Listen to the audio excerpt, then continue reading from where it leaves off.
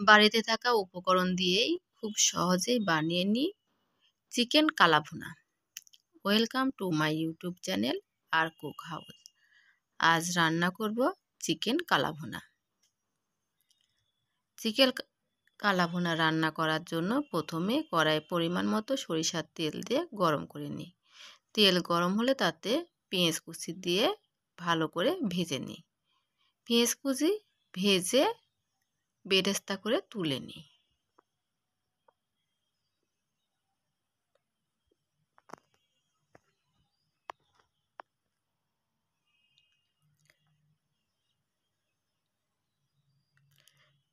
পেঁয়াজ বেরেস্তা হলে তুলে নিচ্ছি।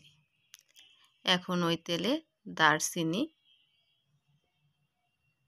কালো এলাচ, সাদা এলাচ, লবঙ্গ ও আরও একটু পেঁয়াজ কুচি দিয়ে ব্রাউন কালার করে ভেজে নিই। পেঁয়াজ ব্রাউন কালার হলে তাতে আগে থেকে ধুয়ে রাখা মুরগির মাংস দিয়ে দিই। আমি মুরগির মাংস কেটে ধুয়ে নিয়েছি। সবগুলো উপকরণ ভালো করে মিশিয়ে নিই। এখন পরিমাণ মতো রসুন বাটা, আদা জিরা বাটা ও সামান্য একটু জল দিয়ে 2-3 মিনিট কষিয়ে নিই। তারপর তাতে পরিমাণ মতো নুন,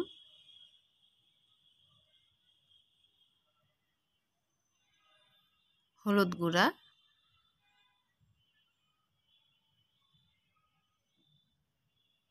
লঙ্কা গুঁড়া, রেড চিলি পাউডার ও আরও একটু জল দিয়ে মশলা ভালো করে কষিয়ে নিই। আমি ঢাকনা দিয়ে ঢেকে মশলা কষিয়ে নিচ্ছি, এতে চিকেনগুলো সিদ্ধ হবে।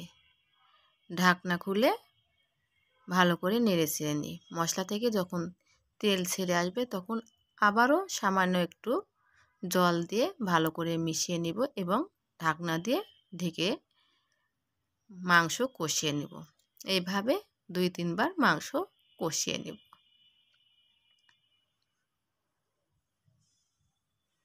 আমি একই পদ্ধতিতে মাংস 2 বার কষিয়ে নিয়েছি এবং চেক করে দেখছি মাংস সিদ্ধ হয়েছে কিনা।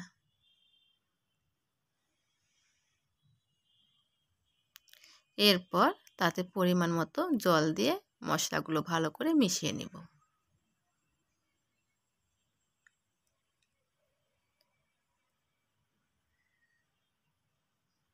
মশলা ভালো করে মিশানো হলে পুনরায় ঢাকনা দিয়ে ঢেকে রান্না করে নেব।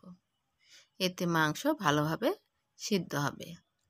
আমি মাঝে মধ্যে ঢাকনা খুলে মাংসগুলো উল্টে পাল্টে দিব।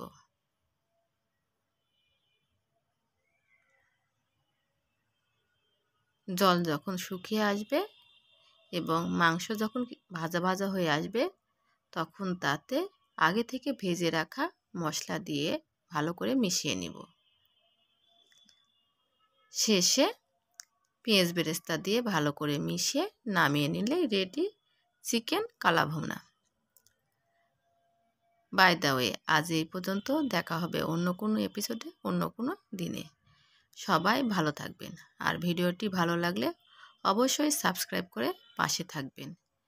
আমার প্রতিটা ভিডিওর ডিসক্রিপশানে উপকরণের নাম দেওয়া থাকে, আপনারা চাইলে উপকরণগুলো দেখে নিতে পারেন। বাই, ধন্যবাদ সবাইকে।